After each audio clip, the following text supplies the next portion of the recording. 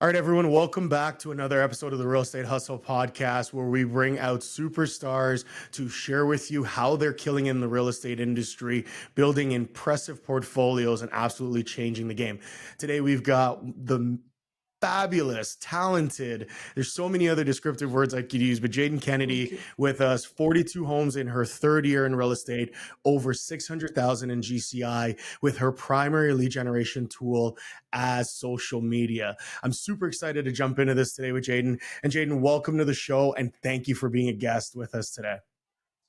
Of course. Thank you so much for having me. I actually feel like I wanted to tell you this is a full circle moment because when I was about halfway through, I guess a year or so into my career, I had actually gone somewhere where you presented, and it was really nice to see representation. You were one of the first Black people who I saw who were doing the respective things in real estate. So it's so cool to now be on the podcast and sort of trying to emulate what it is that you're doing. So thanks for having me.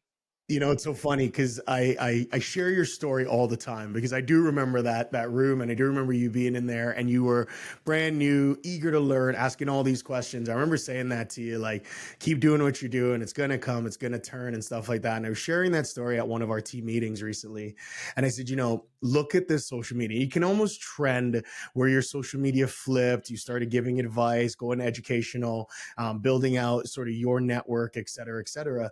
And we use that as a case study all the time when people say, hey, you can't kill it with social media. And I'm like, it depends on which way you're trying to do social media. And here's a great example. So really full circle for me as well, because that was one of those things where, I always say when I teach and when I do things, I'm hoping somebody in the room can resonate with it. They can change their business or they can grow. And you were one of those kind of shining stars. I was like, this girl's going to absolutely kill it. And I can't wait to see what you did. And here you are 3 years later, as a top performer in the industry and as a podcast guest. So super cool. Thank you so much. Thank you. I appreciate it. And now, like I said, I'm just trying to give back the same way that you have. So it's really cool. I love it. I love it. I love it. So let's dive into it. I mean, we know that you love investors, you're building your investment network, and you love first time home buyers from what I'm getting out of the content as well. But you kind of changed the game with social media. What made that be the way you decided to go?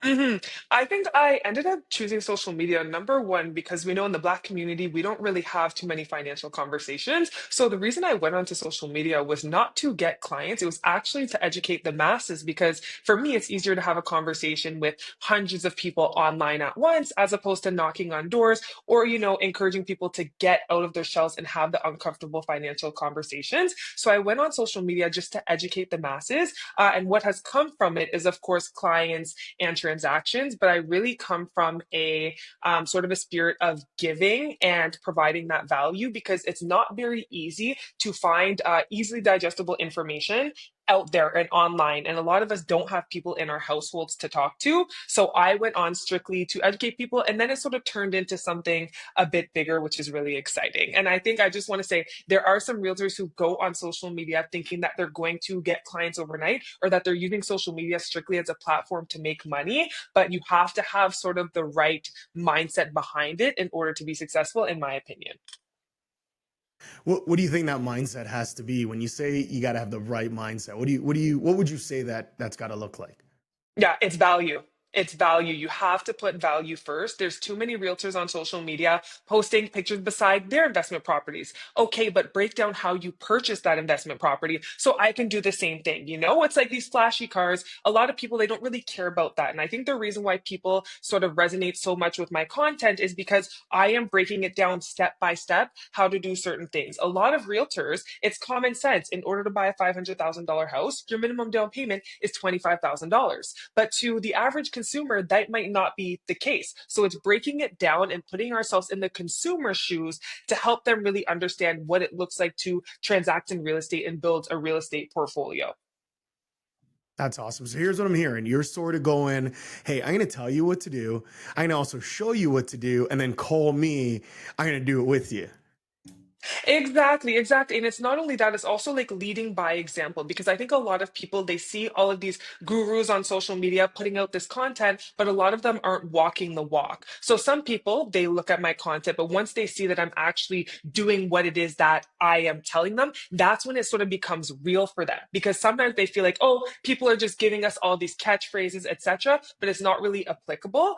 So I think that the main difference is number one, I'm showing you this is what's possible. Also, I'm doing it. And I'm different in the sense that I don't really, of course, I want you to use me as your realtor, but I want you to make educated decisions. And unfortunately, getting your real estate license today is not the hardest. And there's some realtors who don't have people's best interests at heart. So if you ever have questions, come to me because one wrong step in the wrong direction can totally obliterate your entire, everything that you have financially.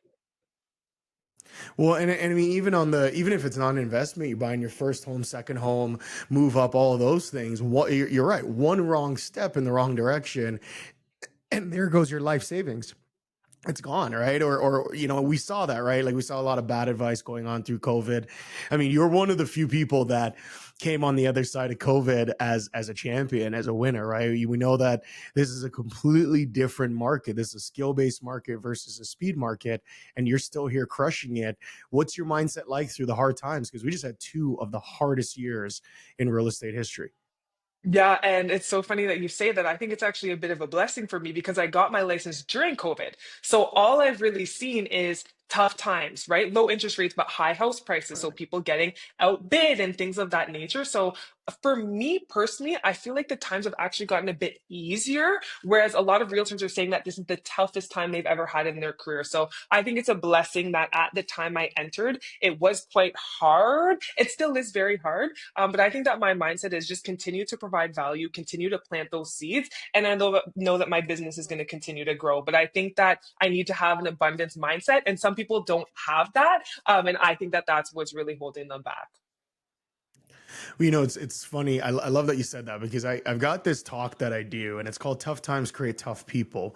And everybody wants easy, right? Everybody Mm. wants easy. You want it to be so simple, and that's kind of why we named the show what we did when we talked about that hustle, because we realized, listen, this isn't easy. This is not for the faint of heart. Over 80-90% of people fail out of this industry, never ever writing a deal. And it's so glamorized. I heard you say luxury vehicles. You know what I mean? Like it's so glamorized. You see these realtors on social media, and they're flexing with their Range Rovers and their this and their that, and they don't even own a home, or they don't have an investment property to their name, or it's all talk and show and flash. And so when I see realtors who are willing to kind of come into that space and go, hey, listen, this is hard. This is not an easy thing to do. I had to work my butt off, late nights. I saw your post the other day. You were talking about waiting for offers. You're in your PJs at 10 o'clock at night. Like, people don't understand the world that we go through and how absolutely difficult it is to get through that. And you're a prime example of somebody who came out the other side, still smiling, but who did the hard work. Thank you. Yeah, and I'm actually, it's funny that you mentioned that because I'm really trying to do my best to show all of the sides of real estate because even not only am I helping clients, I have a lot of aspiring realtors and new realtors who follow me on social media too. And I'm finding if I'm showing all of the deals I'm doing, I'm not actually showing them the tough times. I have a lot of realtors messaging me. I've been in the industry for half a year and I've been posting content consistently and I'm not getting clients. And I realized, you know what, I've been doing this for 4 years consistently, or 3.5 years. I need to start showing that side because I myself have a duty the same way I need to educate my clients. I want aspiring realtors and existing realtors to understand that getting on social media is not as simple as turning on your camera and, recording content. It is a grind 9 to 5, not even 9 to 5, 9 to 9, or even longer, right? So I'm trying my best to show that side too, because I think that a lot of people get into real estate with unrealistic expectations, especially even with what we're Right. seeing on like Netflix with Selling Sunset and all of those things too. Oh my God, I love that you referenced that, right? Because we talk about that on this show quite a bit, is that glamorization of our industry, right? You've got the multi-million dollar listing show and the this show and the that show, and these guys make it look like, the phone's just ringing with $12 million deals all day long, and they're not showing the heart. And I think, this business really needs to let people know, hey, this is gonna be a grind. Like, you're leaving. My favorite line is, I'll say to a realtor, hey, why are you in the business? And you know what we always hear for the flexible schedule. And you go, Yeah, yeah. I don't think you understand how much work and how little flexibility you're actually going to come out of this with.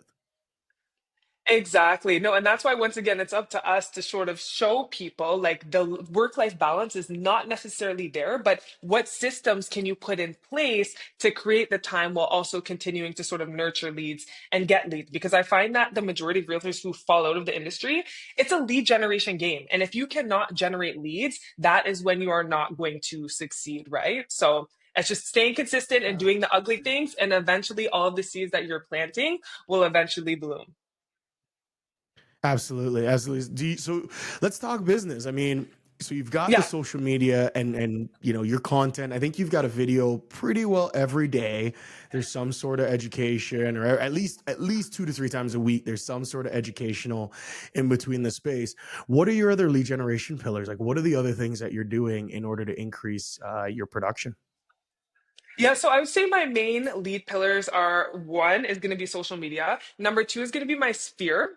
This has been more recent, though. I think that a lot of people, when I first got my license, they still saw me as Jayden, the volleyball player, and not necessarily Jayden, the serious realtor. But as you know, I've been posting a lot more, and people are seeing that I'm actually a very legitimate realtor. They're starting to refer me to their friends and their family and people of that nature. So I would say that those are my two main pillars, and then referrals from past Got it. clients, I would say. Hmm. So you're not hitting the doors. You're not on the phones outside of your sphere, touching base, calling your clients. You're not doing any of the old school. I'm not doing any of the old school. I tried that at the beginning, but I just found that the return on investment in terms of my time, it wasn't there. And I would be giving people calls, I would be knocking on doors, and I had a tremendous amount of value I wanted to give them, but they just wouldn't hear me out. So I figured, you know what, let me stick with, the people who understand the value I provide and want to hear from me, in addition to the people on social media. And don't get me wrong, as you know, one thing that works for one realtor might not work for the other. And of course, I do want to continue to diversify because, knock on wood, social media is great now, but we don't know what the future looks like, right? So I think one of my biggest Right. pain points is, sure, I have all of these followers, but if I don't extract their information and put it in my CRM, it's not really doing too much for me, right? Because I need to continue to follow up. And if, they deactivate their Instagram, or, my Instagram is no longer there, I need to make sure that I still have a way to be able to be in contact with those people. So you're still, I mean, so you're still treating it. It's a funnel system in, but you're still doing the thing we tell everybody to do, which is to get it directly into their database. 100%. That is my main goal now. So if someone reaches out to me, I'm getting their full name, their email, their phone number, and I'm putting it into my database, and then I'm connecting them with the respective people, or I'm taking care of them. But just having, I used to have screenshots of people's Instagrams, that does nothing for you, right? I want to be able to search up people's addresses, send them mail, all of those types of things. And that's only through having, conversations with people and getting their information. When I don't know if you were at Fem Reunion this last past one where Gary said, if you've got a database and you don't have data in it, you just have a phone book, right? Like it's Yeah, no different than 20, 30 years ago flipping through a phone book. You have nothing, right? So like to your point, you're taking screenshots. That doesn't help. We need some data. We need to know who they are, why they reached out, where they reached out from, and how I can help them. And I love that you said that, because one of the challenges with people who've listened to the show, we've had tons of people reach out and they'll say, well, yeah, I don't want to do doors. I don't want to do this. I don't want to do that. And I'll say, listen, I don't care what you do. I don't care what the thing is that you do, as long as it points to your database and you have a way to contact people, keep in touch with them, and market and drip to them. exactly. And to be consistent with that too, right? Because it's one thing to have people's information in your CRM, but once again, if you're not doing anything with that information, it's literally just sitting there and it's not serving any purpose. So you have to be strategic with what you're doing with those people once you put them into your database also. You don't want them just sitting there. Right. And that's it. That's it specifically. So I love that you said that. I'm gonna go a little I'm gonna do something I haven't done in a really long time, because you said, the doors didn't work, people wouldn't like really respond to you and stuff like that. And I had a very, very similar starting point. And I get asked about that a lot. And I think I might have said it in that class. Like, listen, I'm a 6'3" Jamaican dude. Nobody's opening the door for us. Yeah. Like that Yeah. whether people want to hear it or not, like, for my brothers and sisters and all the different cultural people out there, doors might not be the thing for you depending on the neighborhood you live in, whereabouts in the world you are. I know we're in 18 different countries, so it might be different where you are. But I know for us here in Canada, that's a real disconnect when you're a person of color to be at someone's door randomly knocking on the door. So I know that pain because it didn't work for me either. I had to pivot to the phones. I mean, we didn't have social media when I started. I'm a little older, so I had to kick it old school, but I had to go to the phones and because people hearing me on the phone couldn't tell what ethnicity I was. But when I was at the doors, when I was starting out, nobody was opening the doors for me. Yeah, that's the unfortunate reality of today, right? And I was actually talking with a colleague, and he's similar to like around 6'5". And he was saying like he knocked on a door and someone had told him, look, it's not in your best interest to go knocking on doors as a tall black man.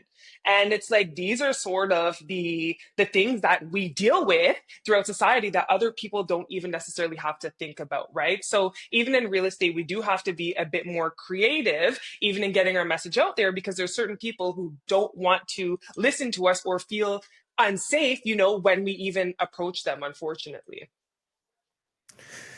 It's sad that it happens, right? But it does happen. And, what I say is find the pivot, right? Find the thing that you can do that can get you in front of people, because that's the name of the game is you've got to get in front of people. What I love that you did, though, is you didn't just say, hey, I'm going to sell houses. You said, I'm going to own houses.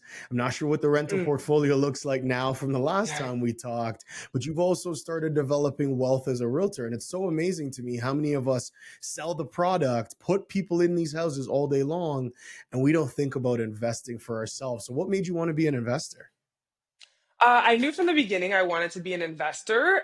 I saw that, what is it, 9 out of 10 millionaires build and maintain their wealth through real estate, right? And that was sort of the statistic that got me into real estate, specifically to help others. But I knew that when the time came, I would want to purchase my first property. And it just so happens that when you are a realtor and you're very active, other opportunities tend to come to you, right? So I always just continue to save my money because when opportunities come about, I'm able to capitalize on them. So my investment portfolio has grown a bit faster. I'm at 3 properties right now, 5 doors. But I wasn't planning to have, 5 doors at this point. I was planning on having two, but it's just the right opportunity came about. And I decided to capitalize. And I talked to a couple of, they're not like mentors, but mentors of mine. And they always say, take the risk and figure out the rest after. So that's what I did with my last deal. And I couldn't be happier because now I'm cash flowing like $1,300 a month in a detached house in the GTA. And that is not something that's very common today. That's amazing. Well, that's one of my favorite things about you. And we cross paths probably once or twice a year, different training seminars, things like that. And Mhm. every time I think we've connected, you've stopped me and said, "Hey, what are you doing? How's it working? You mentioned this. Can you give me more information?" And I think people really need to hear that, right? We talk about it in bold, in some of our courses. Your business is going to grow to the extent to which you do, and it seems like you're just a lifelong learner and you're just a sponge for new information. Did you always have that, or was that developed through coming through the business? Yeah, no, I think that I've always sort of had that. But one thing that I've dealt with, which I feel like there's a lot of other people who've dealt with it also, is a bit of imposter syndrome, right? Because there's a lot of people out there doing what it is that you want to do, but you feel like you're not at the level where they'll be receptive. But I have just come to terms with the fact that, okay, some people might not want to talk to me, but I'm going to work hard and eventually down the road, our paths will sort of cross again. But it's like, what is the worst thing that's going to happen by asking to picking someone's brain? They're going to say no. Right. So I've always been the type of person to ask because I've learned that instead of, failing through my experience, why don't I learn about others' experiences, learn what they failed at, Mm. and then try to adjust my plan and operate that way. So I would say that people like you, once again, it's great because I was able to reach out and you were responsive. Don't get me wrong. People listening to this podcast, there's going to be people you reach out to and they're not going to answer you, but that is completely okay. Just reach out to the next person. And there's a lot of people who genuinely want to help you build wealth through real estate or just become more well-rounded people, and they're happy to answer. So you are going to get a couple of no's, but that no just gets you closer to a yes. You know, it's funny, and I'm gonna apologize because I do remember that the first time you reached out, I don't think I answered.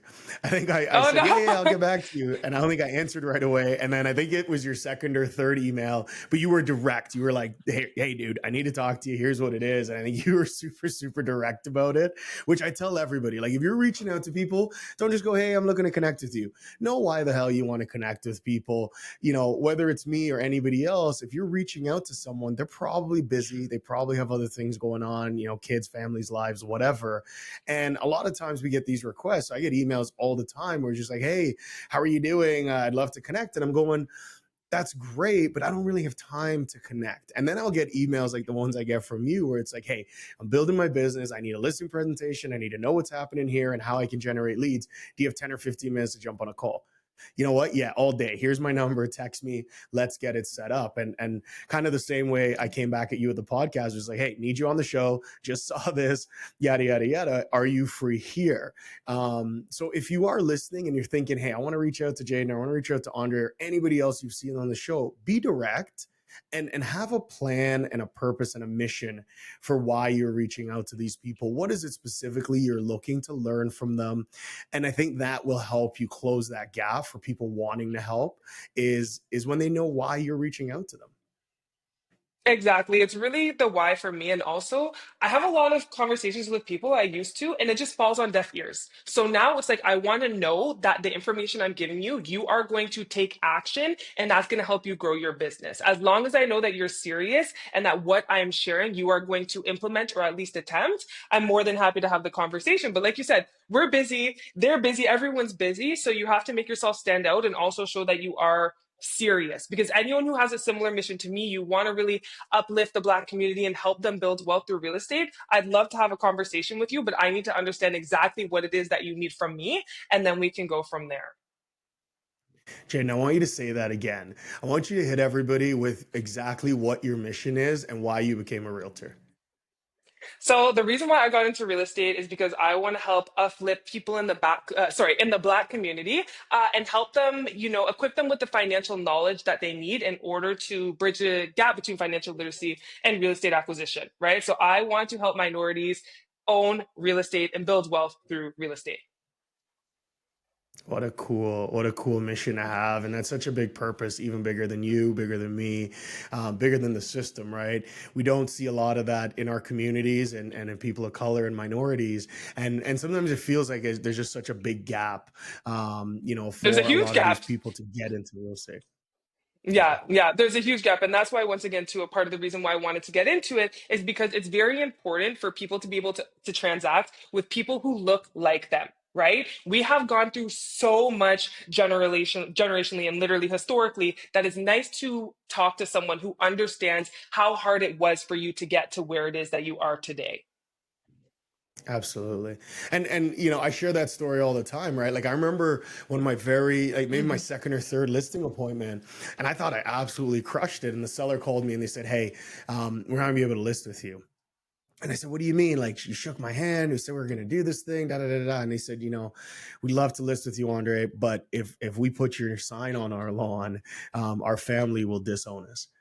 And I thought, oh Mm, man, that was like, yeah, that was like one of my first real like punches to the gut in this industry. And I was like, is it because I'm black? And they were like, yeah, 100%. Like, and they didn't even sugarcoat. They're just like straight up, we cannot have you. It's this community, blah blah blah blah. And I remember just feeling so disheartened. I called my family and I was like, what do I do? And my dad is like, just go. He's like, don't worry about that. Just keep going, keep providing value, keep digging, keep grinding. Right? Don't be who they. I remember this line. Don't be who they think you are. Be you. mm, And it changed my life. Right? I just okay, fine. We're just gonna keep putting our head down. But the grind was so much harder than most other yeah. people, and I'm sure you have that experience as well. Yeah, I have similar experiences, and it's like, I know some of our colleagues, they don't actually put their pictures on the signs because they don't want their face to Yeah. be on the signs, right? And I also had another situation where I was in a listing presentation, and the seller was Black, but it was in a predominantly different community, and they were like, Jayden, let's be real. Do you think you can sell this house when the majority of other realtors you're going to be working with, they don't look like you? And I said, absolutely. I believe in the things that I bring to the table as a realtor. It doesn't matter what race it is, that I am. And we got the deal done. But it's just unfortunate because even some sellers were reluctant to work with me despite being the same race because they were worried that other realtors in the area wouldn't receive me the way that I should be received. It's crazy. It's absolutely crazy. It's so nuts. But let's Right? talk about that value thing, because I think that's how you sort of broken down those barriers and kind of stepped over those walls, is by coming at this place of immense value. Now, I get asked a lot of times by realtors, they're like, I don't know what to post. But I'm looking at your stuff and I'm going, okay, you're 3.5, 4 years into the business, and here you are with these incredible videos. What's your learning process like? Do you have a system that you follow? Is there particular places that you're going to learn this education? Or are you just Mhm. constantly, attending every class, every session that you see out there?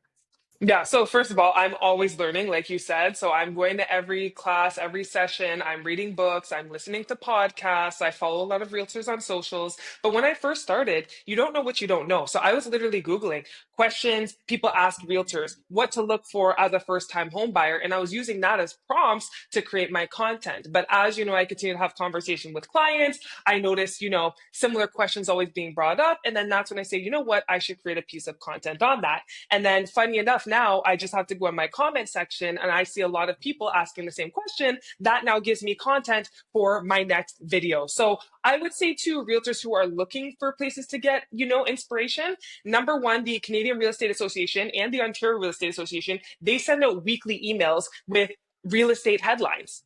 Talk about headlines. Everyone likes to talk about news while it's hot. Otherwise, think about all the things that first time home buyers need to know. For example, you need to have a deposit. You need to have a pre approval. What documents you need in order to be pre approved. So put yourself in the shoes of a buyer and think about all of the things that they need to know from beginning to close and create content on that. Or if you are working with a seller, the things that sellers need to know, maybe the documents you need to provide or renovations that you can do to your property in order to, show it in its best light. So I think that realtors Yeah. really think about content ideas too much. You have so many ideas in your head simply from transacting with one or two clients. So think about that process and where you feel like you provided the most value to your clients, and then make content on those specific pieces. I got you. I love that. And it's such a simple way to put that out there. You have the information. And guys, I know most of us, we hit that, we move it to spam, right? We get these bored emails, all this other stuff, move that to spam, don't want to see it. And there's the missed opportunity, right? Is you have all this information at your fingertips that you can get immediately. Yeah, exactly. And even this is just the whole Keller Williams thing. Keller Williams has so much training, and you guys are constantly posting on social media. Hey, we have someone coming in talking about scripting, or we're doing seminars, and they're bringing resources to us. So it's like always go to different events, and you will learn a lot of information. Or go to someone like Andre too. Like Andre, you are a wealth of knowledge, right? I'm sure you have ideas realtors can come up with too. Like I give these out all the time, and it's funny because I implemented this thing when I teach or share advice. I said, listen, I don't know if it's for you. Here's what it is, and less than 10% of people are ever going to take anything I say and do anything with it. But Exactly. inevitably, there's somebody that takes it and runs with it and has massive success. And then people go, well, how are they successful? And it's like, listen, people, like, I didn't make up anything. I learned the same way Jayden learned. I went to seminars and to podcasts and to do all these same things like everybody else did. And I kept going and learning and learning and learning. And the second thing that happened is I realized I needed to have patience. There's no such thing as overnight success. Nobody fell on the top of the mountain. We all had to climb and grind and grit it out with everybody else to get there. And we had to learn along the way, make a lot of mistakes along the way. So asking is probably the best thing that you can do. What was your most popular video? Do you know off the top of your head which one got you the most amount of leads? The most amount of leads is always going to be the ones where I break down how much cash you need to buy a house. So, like first time home buyers, you need $25,000 down, but then you also need cash for closing costs, which is between like 7,500 to 15,000, right? So, those where I'm breaking down the cash you needed to buy is definitely hot. One that really blew up too was going into the new year, the fact that we no longer need to put 20% down on houses at $1 million or more. And it's actually 1.5 and up now. That was a really big video. So once again, if you can make something that is timely, it will spread like wildfire. But if a realtor takes 2 weeks to post a video on breaking news that happened, 2 weeks ago, that's when you're not going to get the same reaction. So you have to be very agile. And on the same thing where you're talking about, people who are at the top working their way up, the people at the top are still clawing to learn and educate themselves and move up. Because the thing is, if Andre chills here and Jayden is like this, eventually, if Andre stays stagnant, Jayden is going to surpass him, right? So it's like everyone is always upping their game, and you can never become complacent just because you reach a milestone of, you want to get a few thousand followers. Once you hit the few thousand followers, you can't just stop, because what's going to happen is everyone else who's a hustler and is continuing to educate themselves and acquire knowledge, they are going to pass you. So it's like being successful in this industry, there is not I hit a certain, checkpoint and then I plateau. It is, you have to continue to stay on top of the news, because when you have conversations with clients, you need to be able to educate them on what's going on. They are hiring you for your knowledge. So if you are happy with a certain level of production and you're not educating yourselves, and they're having a conversation with you and another realtor who's staying on top of the market, you might end up losing them because they are on their stuff and you got complacent. I love that. I love that you said that. And what a great explanation and a simple way to put it for people. You got to keep that hustle going. It's not, you don't climb to the top of the mountain and then sit there. You start climbing the next mountain and the next mountain and the next mountain. You got to keep going. So I love that you said that and explained that to people. Here's something. And guys, Jayden didn't know I was going to do this. Jayden, what's your mic drop moment that every realtor that's listening to this, or anybody listening to this, has to hear from Jayden Kennedy? What's that one liner or sentence statement that you feel the world needs to hear from you? It's not really like a mic drop, but it's just what I feel. It's provide value and the dollars will follow. Okay. So Got it. always focus on Simple. providing value and the money will come. Simple. Simple, simple, Because simple, simple, too easy. many people, exactly, too many people focus on the money, right? And they forget the value. They might have money come quickly, but then it subsides. If you want consistent money, you have to give consistent value to other people. That's great. And that's so simple and so easy. Jayden, one of the things, I'm going to give you your platform as well. So if somebody's looking to buy, sell, invest with you, if somebody's looking to track you down, not sure if you're going to be building a team next, that's going to be my last question is, what's next when we have you back on the show? But if someone's looking to get a hold of you, what's the best way? Is that social media? Are you actually checking the DMs, or is that just a myth? Yes, no, I check my social media. I'm on social media a lot. It's basically my full-time job. So you can reach out to me at Jayden Kennedy Real Estate on any platform. That's Instagram, Google, Gmail, LinkedIn, YouTube, however you want to reach me.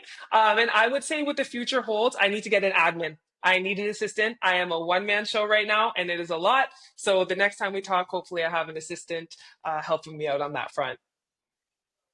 That's it. Do you have any dreams of grandeur? Are you going to stay kind of the one person with two admins, or are you thinking, hey, maybe someday I'll create, mini Jaydens out there and have a big group? Like, where's your headspace at on those next sort of big moves? Yeah, I think if anything, there would be maximum five of us. I don't want to have too many realtors under me, and I want to make sure that the realtors that I work with are an accurate reflection of me, and they also have the exact same values as me when it comes to, uplifting certain communities. So we'll see what happens. I just don't like to do the whole babysitting thing and their contract. This is not like hiring someone to work at your restaurant. This is like one of the biggest transactions people are going to partake in. So I need to make sure I have the right people in place in order to do that. But I do foresee having a couple of people in the future. I love that. Simple, easy. Listen, guys, this has been the Real Estate Hustle Podcast with your host, Andre Chin. You can find me on everything, Andre Chin KW. I'm on all platforms as well, or at the Real Estate Hustle Podcast. Jayden just told you how to get a hold of her. So at Jayden Kennedy, at pretty well everything, Google, social media, everywhere else that you need to find her.